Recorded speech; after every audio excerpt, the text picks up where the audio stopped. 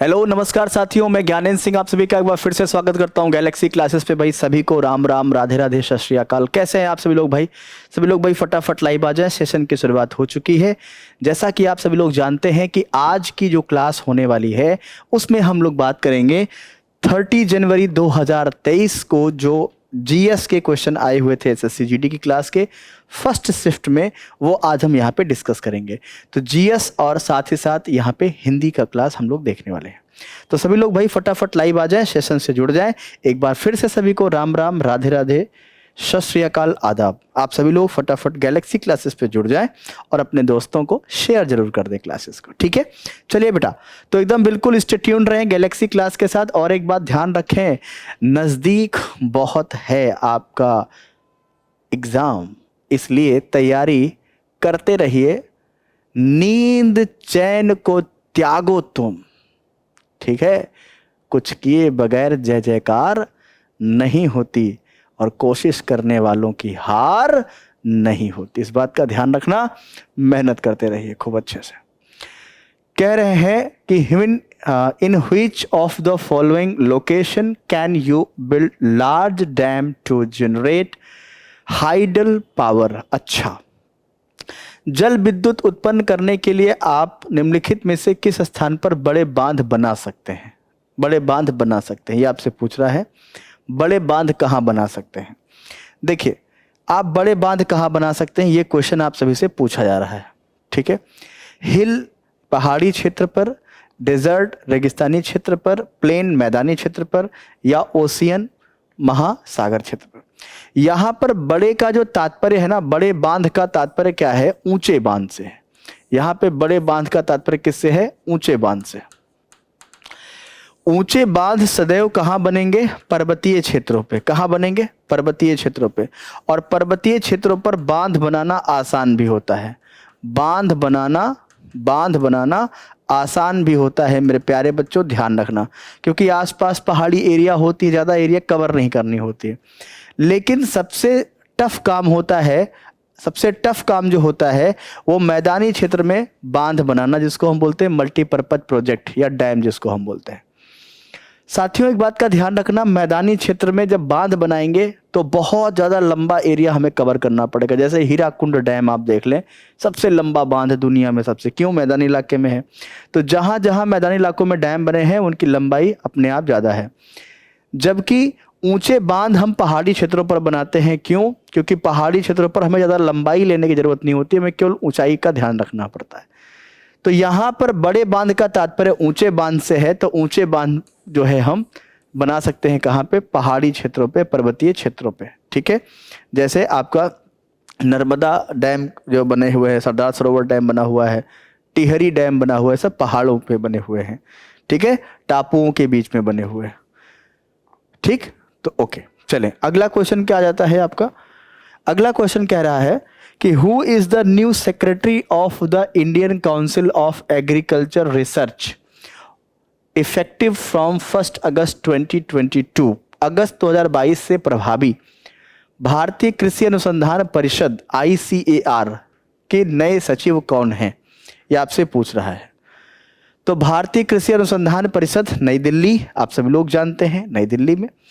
और इसके जो सेक्रेटरी हैं वो हैं हिमांशु पाठक। कौन है? हिमांशु पाठक। ये आप कर लीजिएगा, हिमांशु पाठक आपका क्या हो जाएगा? सही उत्तर हो जाएगा। अभी भी आपके हैं 2022 से लेके अभी भी 2024 में यही है, हिमांशु पाठक ही है। ICAR ये भी फुल फॉर्म कभी कभी आपसे पूछता है, तो आप सभी लोग मुझे ऐसे ही याद रखें। माइटोकॉन्ड्रिया हैव मेम्ब्रेन कवरिंग, यानी माइटोकॉन्ड्रिया में कितने जो कवर होते हैं वो पूछा गया है। तो बच्चों एक बात ध्यान रखना, माइटोकॉन्ड्रिया में क्या होते हैं? 2 लेयर होते हैं। कितने लेयर होते हैं? 2 लेयर होते हैं। जो आउटर लेयर होती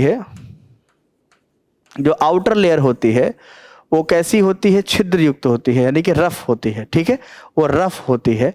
और जो अंदर की जो लेयर होती है वो क्या होती है? थोड़ा सा टिल्टेड होती है, झुकी हुई होती है, मुड़ी हुई होती है, ठीक है? इस बात का ध्यान रखना। और इसी चीज़ को हम क्राइस्ट भी बोलते हैं। क्या बोलते हैं? क्राइस्ट भी बोलते हैं।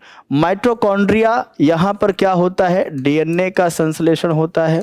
यहीं पर आपका क्या होता है, एटीपी का निर्माण होता है, जिसको बोलते हैं एडेनोसिन ट्राइफॉस्फेट, है ना। ओके, इसकी खोज अगर आप देखेंगे तो इसकी खोज ऑल्टमैन ने किया था, ऑल्टमैन ने किया था इसकी खोज, और इसका नामकरण जो है कार्ल बेंडा ने दिया था। इसका नाम किसने दिया था, कार्ल बेंडा ने दिया था। इसी में ही आपका क्या चलता है, क्रेब्स साइकिल चलता है। क्या चलता है, क्रेब्स साइकिल चलता है, ठीक है। तो इसमें कितने लेयर होते हैं, कितनी झिल्लियां होती हैं, 2 होती हैं। माइटोकॉन्ड्रिया में कितनी होती हैं, 2 होती हैं। और एक कोशिका में अगर हम बात करें, एक सेल में 50 से लेकर के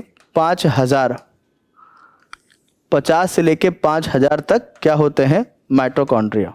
ध्यान रखना, ये हो सकते हैं, ठीक है ना, एक कोशिका के अंदर, ठीक है। ओके, चलिए, तो कितने होते हैं, 2 लेयर। अगला क्वेश्चन क्या कह रहा है, which of the following material dance in related to Uttarakhand. अच्छा, मार्शल, अच्छा ओके, मार्शल। निम्नलिखित में से कौन सा मार्शल डांस उत्तराखंड से संबंधित है। थांगता अगर आप देखें तो थांगता का संबंध कहाँ से है, जल्दी से मुझे बताएंगे। थांगता का संबंध है मणिपुर। ये कहाँ से है, आपका मणिपुर से है। कलारी पट्टू का संबंध आपका केरल, और कुछ इसका जो क्षेत्र है तमिलनाडु में भी देखने को मिलता है, तमिलनाडु कलारी पट्टू। गटका आप देखेंगे तो ये आपके कहाँ है, पंजाब में है, पंजाब में है। छोलिया नृत्य जो है आपका कहाँ पे है, उत्तराखंड। ये आप ध्यान देंगे, छोलिया जो मार्शल डांस है वो कहाँ का है, उत्तराखंड का है, ध्यान रखेंगे। अगला क्वेश्चन आ जाओ। अगला क्वेश्चन क्या कह रहा है, का उपयोग पैसे की मांग और आपूर्ति को नियंत्रित करने के लिए किया जाता है। किस चीज की मांग, देखें अगर हम डिमांड एंड सप्लाई की बात करें, ध्यान रखना, पैसे की डिमांड एंड सप्लाई की बात करें, ध्यान देना, यहाँ पे किसकी बात हो रही है, डिमांड एंड सप्लाई। किसकी बात हो रही है, demand and supply, demand and supply. और किसकी बात हो रही है, डिमांड एंड सप्लाई में मनी की बात हो रही है। तो जब मनी की बात होती है तो ये पार्ट किसका हो जाता है, मॉनेटरी पॉलिसी का। किसका हो जाता है, मॉनेटरी पॉलिसी का। मॉनेटरी पॉलिसी का मतलब होता है मौद्रिक नीति, ध्यान रखना। और इसी मौद्रिक नीति के तहत जो है आरबीआई कंट्रोल करती है। क्या करती है, आरबीआई कंट्रोल करती है। आरबीआई क्या करती है, आरबीआई कंट्रोल करती है। आरबीआई क्या करती है, कंट्रोल करती है। क्या करती है, कंट्रोल, इन्फ्लेशन को। किसको, इन्फ्लेशन को। किसको कंट्रोल करती है, इन्फ्लेशन को। और क्या कंट्रोल करती है, value of money, value of money को कंट्रोल करती है। कैसे कंट्रोल करती है, ओपन मार्केट ऑपरेशन, ध्यान रखना, ओपन मार्केट ऑपरेशन, OMO करके। बैंक रेट, रेपो रेट, इनके माध्यम से, रिवर्स रेपो रेट, CRR, इनके माध्यम से जो है आरबीआई क्या करती है, मार्केट में पैसे और सामान की क्या करती है, वैल्यू को मेंटेन रखती है, ठीक है। इसी को हम बोलते हैं क्रेडिट कंट्रोल। इसी को ही हम क्या बोलते हैं, क्रेडिट कंट्रोल। तो credit control is a tool is used to the control the demand and supply of money. Okay, ये आपका यहाँ पे आंसर हो जाता है, ठीक है। क्लियर है सभी लोग, बिल्कुल सभी लोग क्लियर है भैया। चले अगले प्रश्न पे आते हैं। अगला क्वेश्चन क्या कह रहा है, निम्नलिखित में से कौन अगस्त 2022 में भारत के 49वें मुख्य न्यायाधीश थे। प्यारे बच्चों एक बात ध्यान रखना, अगर यहीं पर हम बात करें 47 तो कौन थे, शरद अरविंद बोबड़े, ठीक है। आपसे पूछे 48वें कौन थे तो आप क्या कहेंगे, NB रमन्ना। क्या बोलेंगे, NB रमन्ना, NB रमन्ना। 49वें अगर आपसे पूछा जाएगा तो 49वें क्या आप बोलेंगे, 49वें आप क्या बोलेंगे, 49वें आप क्या बोलेंगे, UU ललित। क्या बोलेंगे, UU ललित। और इस समय जो 50वें हैं उनका नाम क्या है, उनका नाम क्या है, जल्दी से मुझे बताएंगे, DY चंद्रचूड़। क्या नाम है, DY चंद्रचूड़। चंद्रचूड़ है, चूर्ण नहीं है, चंद्रचूड़ है, DY चंद्रचूड़, ठीक है। हाँ, ये आपका सही हो जाएगा। उदय उमेश ललित, ध्यान रखना, ये 49वें थे, 49वें चीफ जस्टिस थे भारत के? उदय उमेश ललित। प्राकृतिक भूकंप पृथ्वी की किस परत में होते हैं? ध्यान रखना, in which layer of the earth of the natural earthquake occurs. तो बच्चों एक बात ध्यान रखना, अर्थक्वेक की जब हम बात करते हैं, अर्थक्वेक की जब बात करते हैं, तीन तरह की हैं, प्राइमरी, सेकेंडरी और एल, या इसको बोलते हैं आर। और एक बात ध्यान रखना, प्राइमरी और सेकेंडरी वेव की स्पीड बहुत ज़्यादा होती है, जबकि एल वेव की स्पीड उतनी ज़्यादा नहीं होती है। फिर भी ये सबसे ज़्यादा क्राइसिस करती है। क्यों? क्योंकि ये सरफेस पे चलती है। ये कहाँ चलती है? सरफेस पे चलती है, और ये तीनों मीडियम्स में चल सकती है, यानी कि लिक्विड में भी और सॉलिड में भी ट्रेवल कर सकती है आसानी से। तो इसलिए सबसे खतरनाक है। अब जैसे प्राइमरी वेव जो है ये आपकी कोर से स्टार्ट होती है, ये सरफेस तक आते आते क्या होती है? खत्म हो जाती है। इसकी स्पीड अगर आप देखेंगे तो 8 किलोमीटर पर सेकंड के आसपास होती है। सेकेंडरी वेव क्या होती है? ये मेंटल में ही खत्म हो जाती है, मेंटल में ही खत्म हो जाती है। इसकी स्पीड लगभग 4 से 5 किलोमीटर पर सेकंड होती है। और एल वेव जो होती है यह आपके क्या कहे ठोस और द्रव दोनों में चलती है। यह सरफेस पे ज़्यादा स्पीड में चलती है, और इसकी स्पीड 1.5 से 2 किलोमीटर पर सेकंड होती है। जरा सोचो, एल वेव, ठीक है। और इसकी तीव्रता को मापने के लिए रिएक्टर स्केल, मार्शली स्केल का प्रयोग करते हैं। अब प्राकृतिक भूकंप जो है वो लिथोस्फीयर यानी कि स्थल मंडल में आता है, ध्यान रखना। जबकि भीतरी कोर, मध्य कोर और दुर्बल मंडल जो ये आपका आ रहा है, इसमें प्राइमरी और सेकेंडरी वेव के आने के चांसेस सबसे ज्यादा होते हैं, ठीक है। ओके, चले अगले प्रश्न पे आते हैं। अगला प्रश्न क्या कह रहा है? भारत की जीडीपी में कौन से क्षेत्र के योगदान का अनुपात 1950 और 51 में 11.8% से बढ़कर 1990-91 में 24.6% हो गया था, ठीक है। और अगर आप देखेंगे वर्तमान में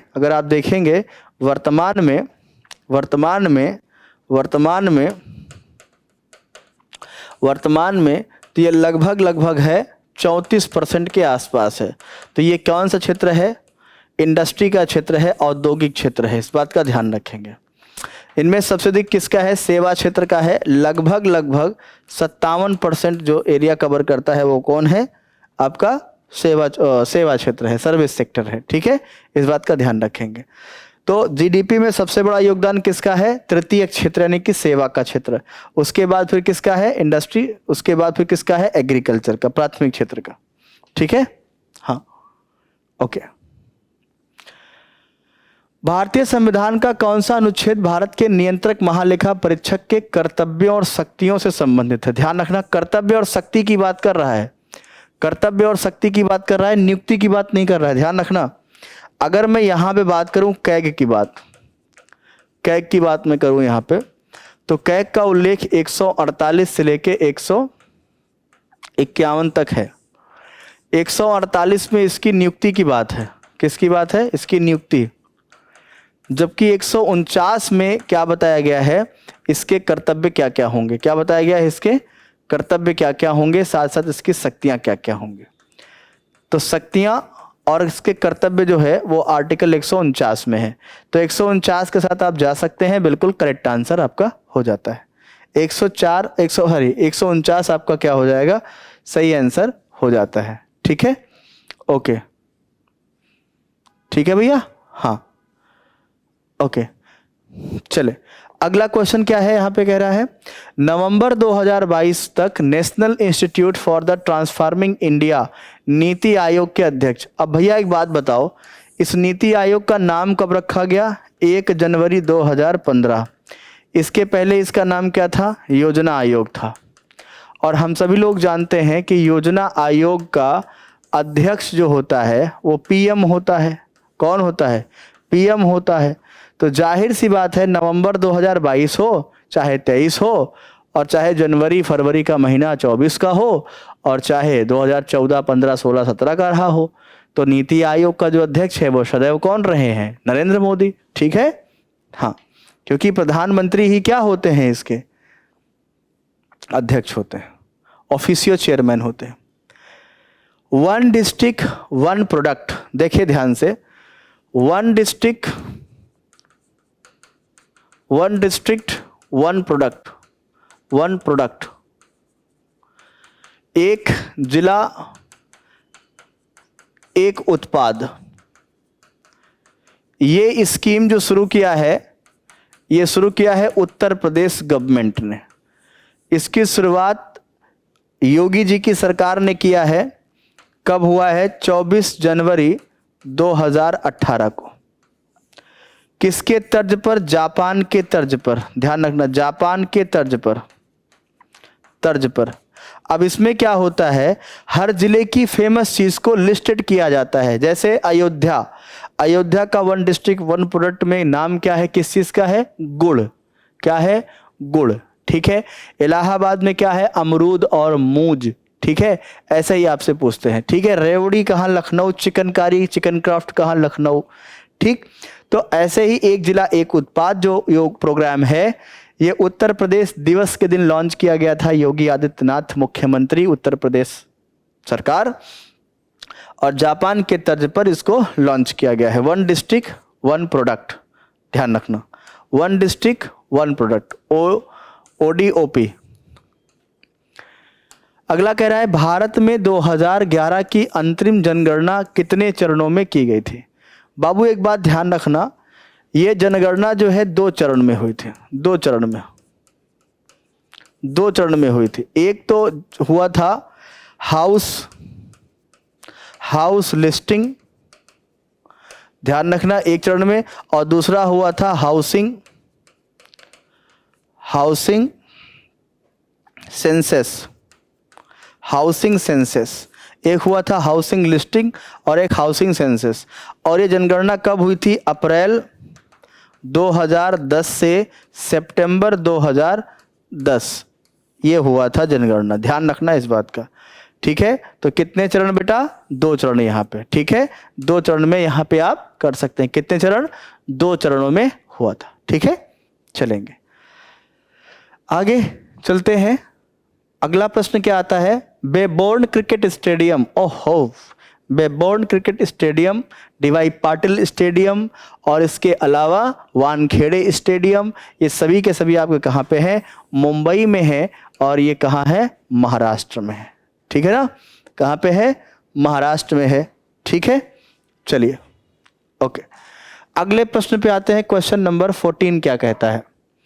वैज्ञानिक सोच और मानवतावाद को विकसित करना एक क्या है? वैज्ञानिक सोच को बढ़ावा देना, मानवतावाद को बढ़ावा देना, क्या है ये? आपने देखा होगा अक्सर ऐसी चीजों को हम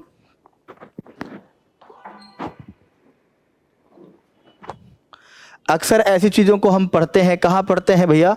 ध्यान रखना, कहाँ पढ़ते हैं हम? फंडामेंटल ड्यूटी में। फंडामेंटल ड्यूटी में कहाँ पढ़ते हैं? फंडामेंटल ड्यूटी में पढ़ते हैं। फंडामेंटल ड्यूटी हमारी क्या है? साइंटिफिक सोच, वैज्ञानिक सोच को बढ़ावा देना। ठीक है, और हाँ, ये कहाँ पढ़ते हैं हम लोग? मौलिक कर्तव्य। अच्छा, मौलिक कर्तव्य, मूल कर्तव्य 2 दिया गया है, तो यहाँ पे क्या है ना, गलती से 2 जगह टाइप हो गया है। कोई बात नहीं, दोनों एक ही। अच्छा, यहाँ पे इंग्लिश में देखिए राइट लिखा हुआ है ना, अधिकार, मूल अधिकार। कोई बात नहीं, हम इंग्लिश का ही कंसीडर करते हैं। ये नहीं होगा, अधिकार नहीं होगा, ड्यूटी हो जाएगा बच्चों। क्या हो जाएगा? ड्यूटी। हाँ, ये देखो, ऐसे ही क्वेश्चन आपके परीक्षा में भी आ सकते हैं, टाइपिंग मिस्टेक वाले। तो एक बात ध्यान रखना, इंग्लिश का ही कंसीडर किया जाएगा। अगर ये इंग्लिश में भी ऐसे गलत लिखा होता तो आप सही थे, लेकिन इंग्लिश में सही है, हिंदी में गलत है, तो कंसीडर नहीं होगा। ठीक है, तो इस बात का ध्यान रखें। वैज्ञानिक सोच रखना, वैज्ञानिक सोच को बढ़ावा देना, यह आपका फंडामेंटल ड्यूटी है, मौलिक कर्तव्य है। मौर्य शासक अशोक की मृत्यु कब हुई थी? चलिए बताइए, मौर्य शासक अशोक की मृत्यु कब हुई थी? बताएंगे आप सब लोग। अगर मैं अशोक की बात करूं साथियों, अशोक 269 BC में गद्दी पर बैठा। कहाँ बैठा? गद्दी पर बैठा, गद्दी पर बैठा। 261 में कलिंग लड़ा, कलिंग युद्ध। किया। 252 में बौद्ध संगीति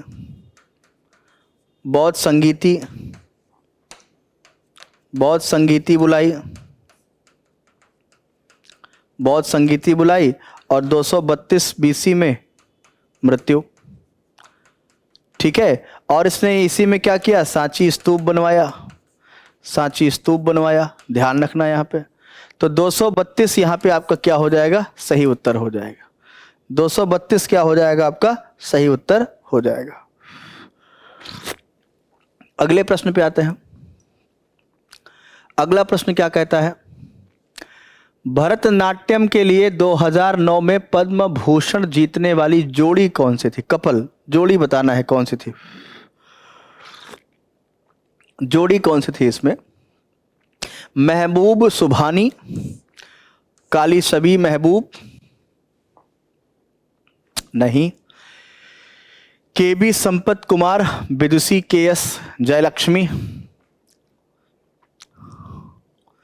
वन्ना दिल पुड़िया बिटली। अच्छा, धनंजयन। यस, एक नाम से देखिए कैसे कैसे ट्रिक में।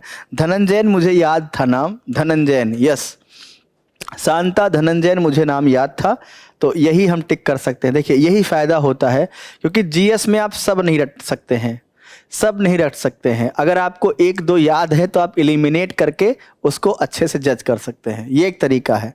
शांता धनंजयन मुझे याद था, इस वजह से ये भी याद हो गया।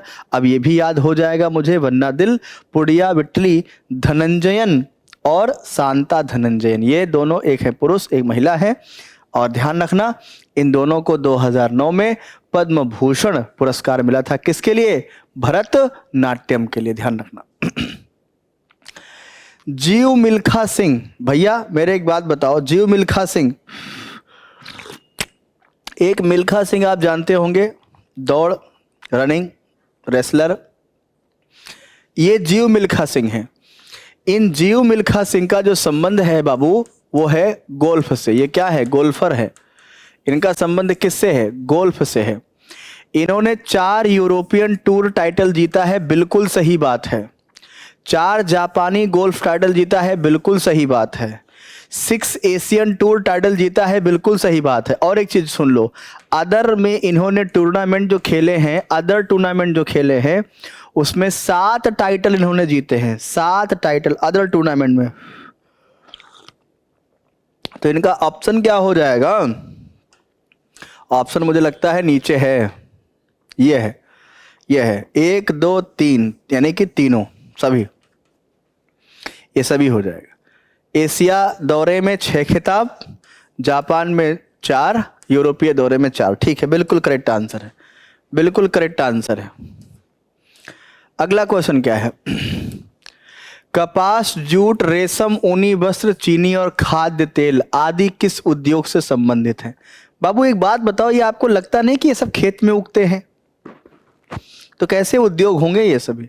और वो भी खेत में उगते हैं, मैन्युफैक्चर होने के लिए जाते हैं। कृषि आधारित उद्योग, भारी उद्योग, संयुक्त क्षेत्र उद्योग या खनिज आधारित उद्योग? जल्दी बताएं, बताएं भैया। ये कृषि आधारित ही तो कहे जाएंगे। हाँ, एग्रो बेस्ड इंडस्ट्रीज। ठीक है, हाँ, ओके। चले अगले क्वेश्चन क्या आ जाएंगे? ईस्ट इंडिया कंपनी ने इंग्लैंड की महारानी एलिजाबेथ प्रथम ने एक चार्टर प्राप्त किया जिससे इससे पूरब के साथ व्यापार करने का अधिकार मिला। देखें, अगर मैं बात करूं ईस्ट इंडिया कंपनी,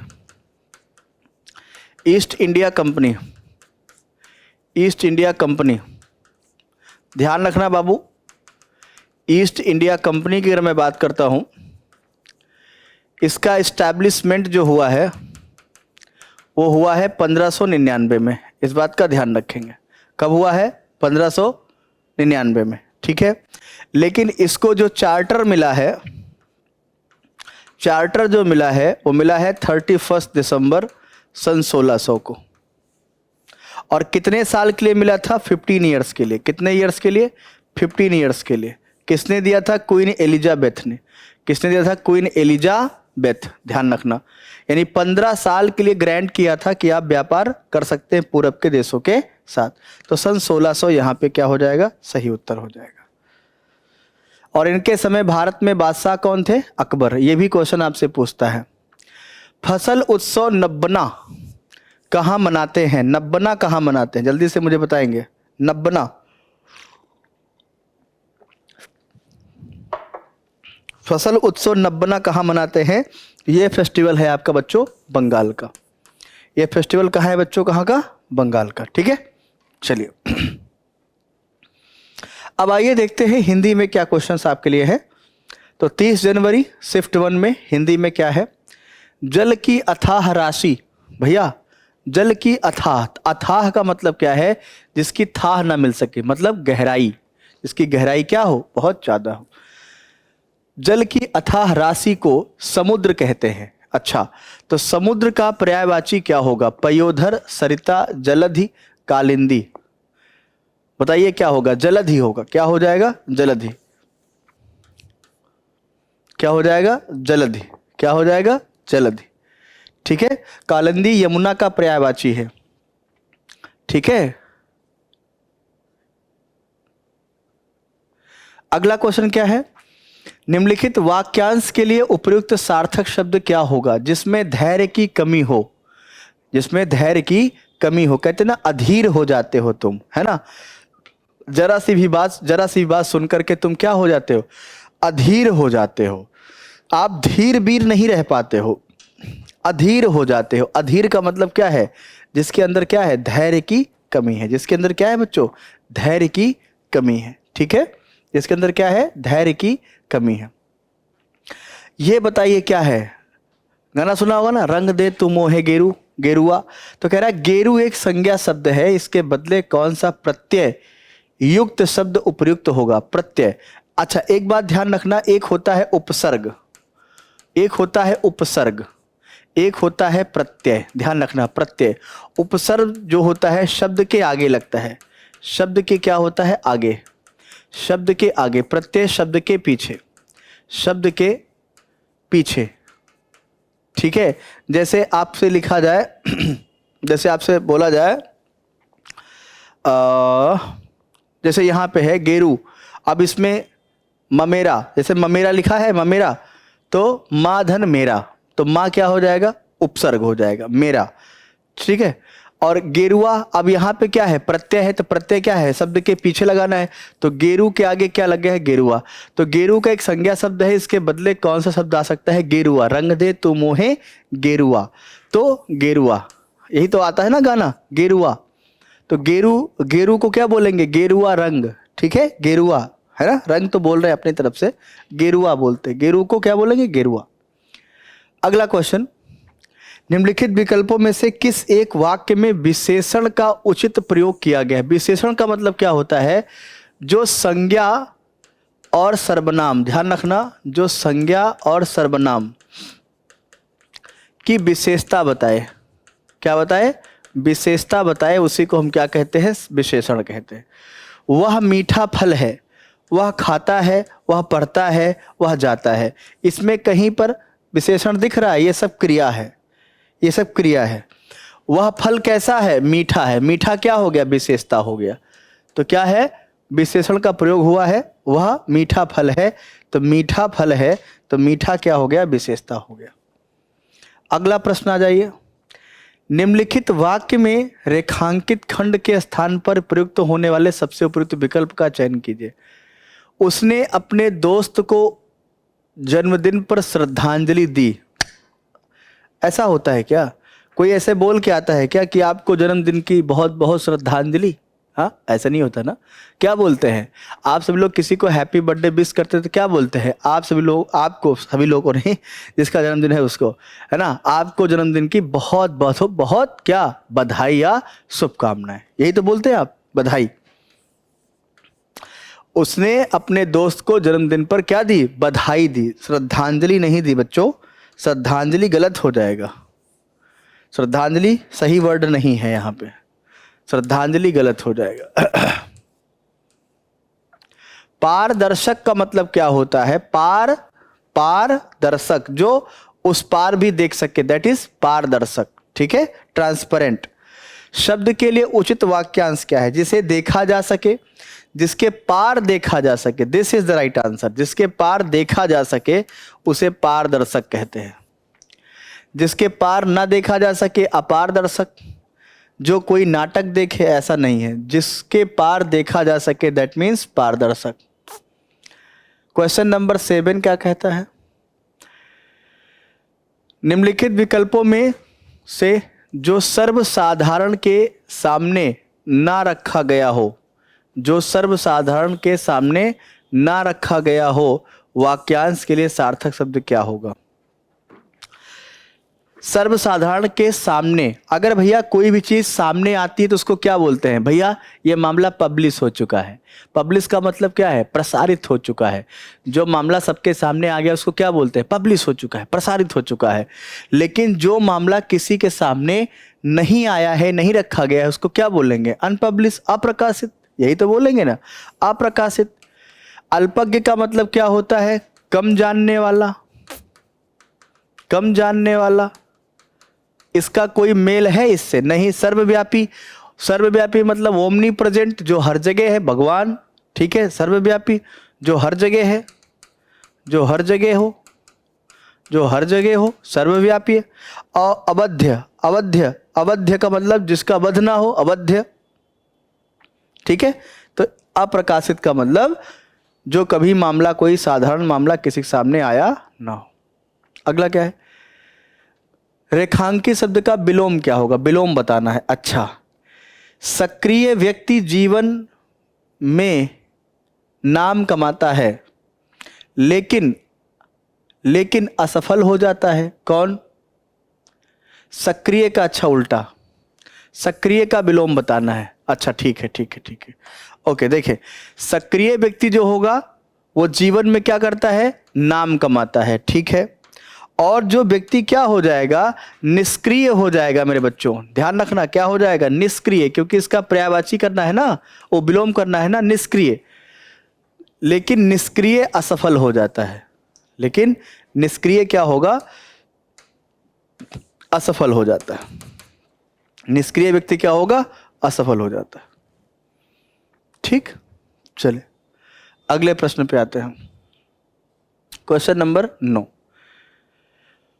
विकल्प में से चुनिए। क्या मुहावरा दिया है? उसे कोई क्या समझाए वह तो महामूर्ख है। अच्छा, उसे क्या समझाए वह तो महामूर्ख है। मुहावरा, काठ का उल्लू। काठ का उल्लू मतलब पपेट, काठ का उल्लू ये नहीं होगा। काठ का उल्लू का मतलब होता है जितना हम कहेंगे उतना कोई करे, वही काठ का उल्लू कहलाता है। काला नाग, ठीक है, काला नाग का मतलब बहुत ही खूंखार आदमी। काजल की कोठरी, काठ मार जाना है, काठ मार जाना, बिल्कुल काठ मार जाना।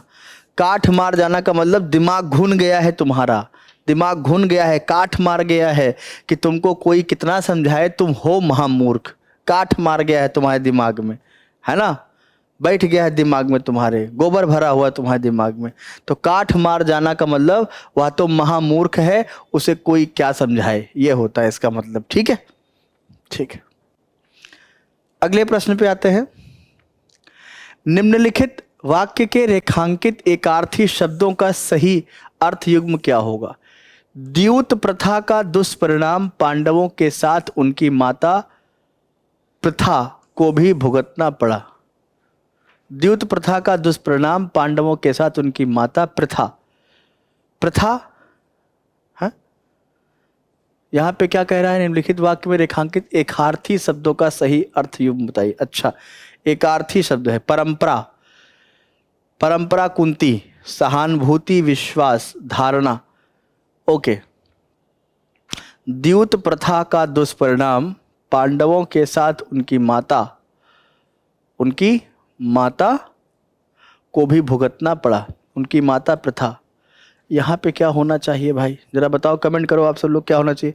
परंपरा अलग, द्यूत परंपरा का दुष्परिणाम पांडवों के साथ उनकी माता, हाँ, परंपरा को उनकी माता कुंती को भी। Yes yes yes yes yes yes yes yes, हाँ, बिल्कुल बिल्कुल बिल्कुल बिल्कुल बिल्कुल। देखिए यहाँ पे दो जगह मार्क किया गया है, देखो क्या है, ये प्रथा को चेंज करना है, प्रथा को चेंज करना है। इस प्रथा का मतलब क्या है, परंपरा, परंपरा, और इस प्रथा का मतलब क्या है, कुंती, ध्यान रखना, कुंती, यस यस, ठीक है, ओके ओके। अब यहाँ पे देखिए क्या है, प्रथा को हटा दीजिए, द्यूत परंपरा, द्यूत परंपरा का दुष्परिणाम पांडवों के साथ उनकी माता कुंती, कुंती को भी भुगतना पड़ा। This is the answer, this is the answer, Kunti को भी भुगतना पड़ा। ये देखो इतना, मतलब इतना सोच के क्वेश्चन रखते हैं ये लोग, है कोई बात नहीं, कितना भी सोच के रखो लेकिन दिमाग से बाहर नहीं जाने देंगे। ऐसा वाक्य चुनिए जिसमें अशुद्ध वर्तनी वाला पद ना हो। अच्छा, अशुद्ध वर्तनी वाला पद ना हो, यानी शुद्ध वर्तनी देखना है। लोग कैसे क्वेश्चन को कर दिया इन्होंने, क्या करा, अशुद्ध वर्तनी वाला पद ना हो, इसका मतलब क्या हो, शुद्ध हो। यह कथा अवर्णनीय है। अच्छा, दक्षिण के लोग काफी, कॉफी नहीं होता है, काफी होता है, माली ने कड़ी और घास काट ली। अच्छा, वह स्टेशन पर पहुंच गया, तो क्या हो जाएगा, यहाँ पे क्या है, स्टेशन गलत लिखा है, पहुंच गलत लिखा हुआ है, नेल कड़ी गलत लिखा है, घास गलत लिखा हुआ है, दक्षिण के लोग काफी अधिक पीते, ये गलत लिखा है। यह कथा अवर्णनीय है, अवर्णनीय का मतलब इसका वर्णन नहीं कर सकते हैं, यह बिल्कुल सही है, यह कथा अवर्णनीय है। वर्तनी की दृष्टि से अशुद्ध वाक्य का चयन करिए। फिर से देखिए यहाँ पे अशुद्ध वाक्य ढूंढना है, शुभ शुद्ध है सभी, एक अशुद्ध है। जहां जाओगे भाग्य तुम्हारा साथ देगा। अच्छा, जो कुछ याद था वह भी भूल गया। अच्छा, उसकी असावधानी, असावधानी के कारण हम हार गए। जब सब नष्ट, ये देखो नष्ट गलत लिखा है, नष्ट ऐसे लिखा जाएगा, नष्ट, जब सब नष्ट हो गया तब सारी चिंता दूर हो गई। नष्ट गलत लिखा है बच्चों, यहां पे नष्ट की जो वर्तनी है वो गलत है। अगले प्रश्न पे आते हैं। विकल्प में दिए गए शब्दों के ऊंचे शब्द से निम्न वाक्य को पूर्ण करें। हमें अपने की स्वयं देखभाल करनी चाहिए। हमें अपने सामान की, ध्यान रखना, हमें अपने सामान की, हमें अपने सामान की, दो दो जगह दिया गया है सामान, कोई बात नहीं, हमें अपने सामान की देखभाल करनी चाहिए। ठीक है, ये तो रेलवे स्टेशन पे भी लिखा रहता है, बस स्टेशन पे भी लिखा रहता है, तमाम होटल में, मोटेल में भी लिखा रहता है, भैया आप अपने सामान के खुद जिम्मेदार हैं। निम्नलिखित विकल्पों में क्रिया के प्रेरणार्थक रूप का गलत प्रयोग किया गया। क्रिया के प्रेरणार्थक, क्रिया के प्रेरणार्थक का मतलब क्या है, प्रेरणार्थक क्रिया का मतलब क्या है बच्चों, देखिए क्रिया के कई रूप होते हैं, ठीक है। एक होता है प्रेरणार्थक क्रिया। प्रेरणार्थक क्रिया का मतलब क्या होता है, जब कोई काम किसी से करवाया जाए तो उसको क्या बोलते हैं, प्रेरणार्थक क्रिया।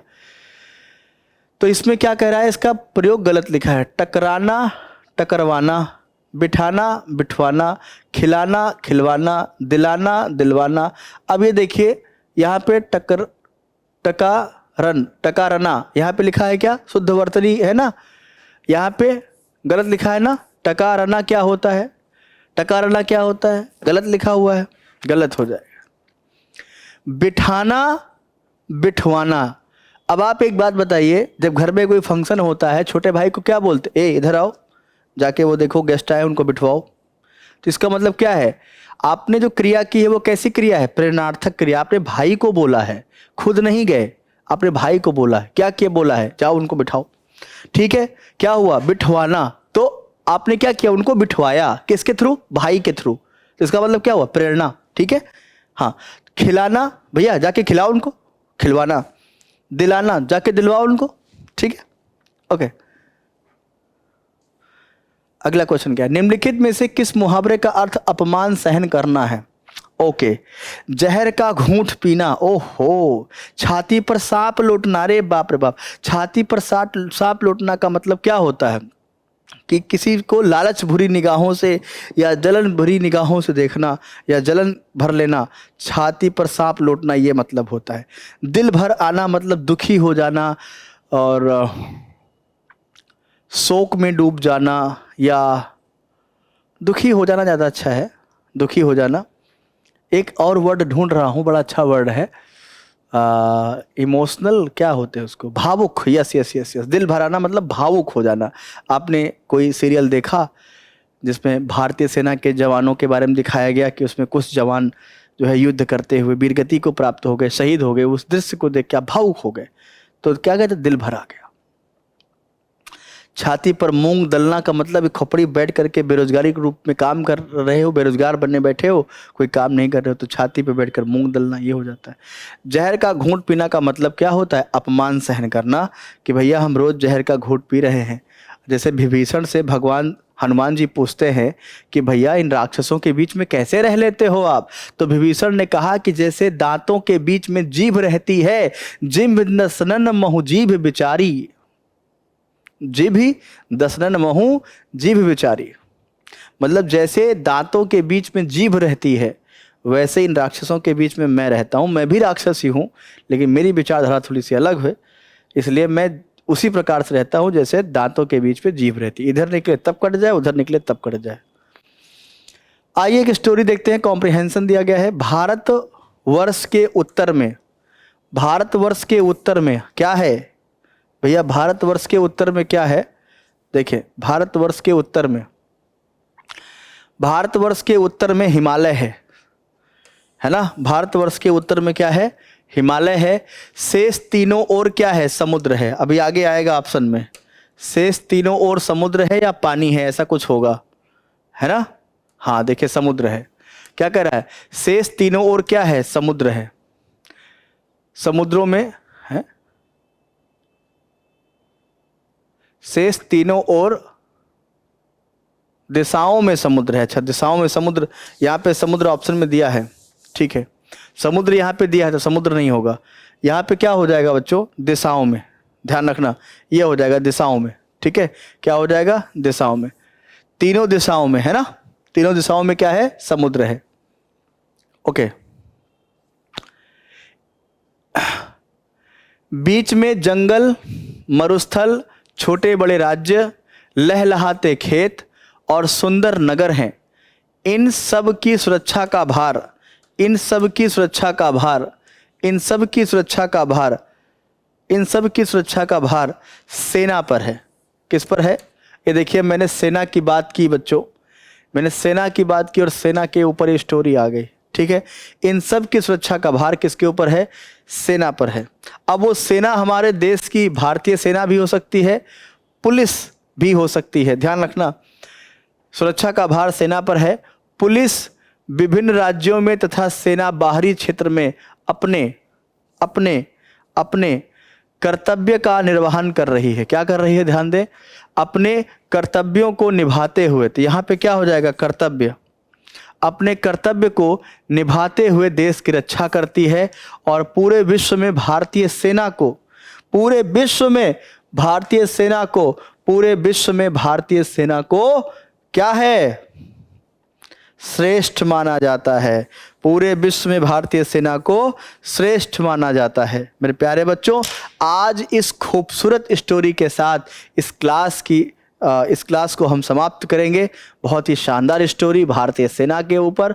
आप सभी लोग जानते हैं भारतीय सेना हमारे देश का गौरव है और हम उस भारतीय सेना के ही छत्रोछाया में आज़ादी पूर्ण तरीके से सांस ले रहे हैं। भारतीय सेना पर हम सबको गर्व है और गर्व होना भी चाहिए। We are proud of the Indian army. और चलें भाई, बात करेंगे अगले दिन और नई क्लास में, एसएससी जीडी की क्लास में मिलेंगे आप सबसे गैलेक्सी क्लासेस पे कल सुबह। तब तक सभी को राम राम, जय हिंद।